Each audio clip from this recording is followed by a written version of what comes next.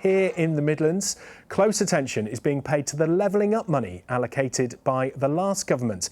The big question is whether or not that money will still be delivered. Joshua Nevitt has been investigating. Builders at work in Bedworth as the site of a new leisure centre begins to take shape. The state-of-the-art facility is partly being funded by the previous Conservative government's programme to level up the country.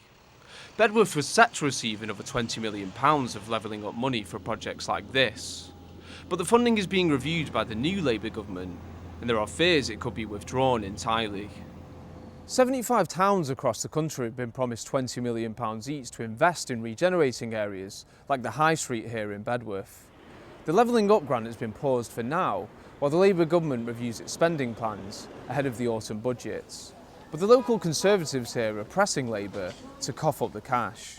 Bedworth's a solid working class market town. The 20 million was a vote of confidence in the future of our town, and to now take that away would be to knock the aspiration of the town itself. There were high expectations of what levelling up could do for Bedworth, and some ideas about how to use the funding are being kicked around. Bedworth United's artificial pitch cost £600,000, and almost half the bill was covered by its chairman, Neil Rayson Randall. A share of the 20 million could be a game changer for the club. We need more space, we need more buildings. We desperately need a 9x9 pitch, and there's a big shortage of 9x9 pitches in the whole of the Midlands actually.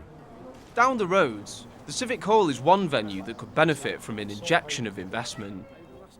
Rob Batterby was involved in the community group that saved the venue after the local council said it couldn't afford its running costs. A withdrawal of funds or potential funds is always concerning for an area like Bedworth and Nuneaton.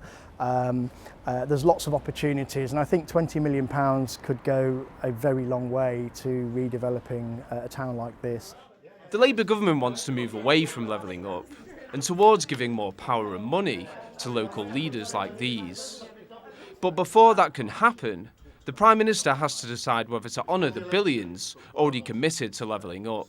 We've got to go through a review to see what is deliverable. What I'm not going to do is make false promises to pretend to people there's money there that isn't there. So we're going through that review. But the reason we're doing all this tough stuff early on is because I'm determined to bring about the change that people voted for. Luring more business investment to places like Myra Technology Park near Bedworth is also crucial to Labour's economic plans.